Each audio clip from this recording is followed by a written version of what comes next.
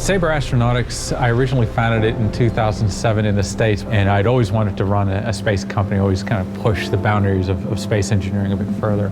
Myself and my friends that worked on Hubble, we used to have Star Trek nights, and we'd just be like, what would it be like to live in space? What would you want to have in space? Well, obviously, if you're going to go somewhere, travel somewhere, explore, you want beer. One day, Jason walks in and says, oh, how would you like to put your beer in space? And then I thought, right, this guy actually is wacko.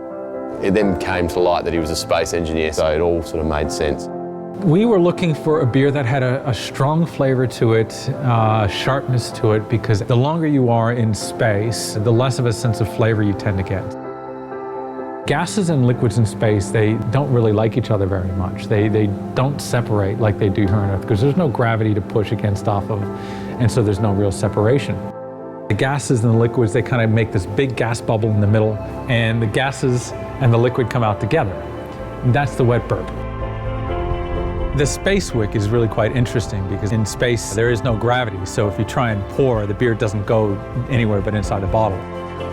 So we found a material and a special shape that allows the beer to stick more to the object, the wick. So this is going to be our first taste in zero G. And you put it to your mouth and it just comes down to your mouth naturally. Cheers! About 10, 15 years from commercial flight to about 10 to 15 years to do commercial space. And oh, by the way, what's one of the first things people did when they went up? There you go. We've trained about 300 space engineers in Australia over the last few years. It's a really, really good pedigree where they go off to.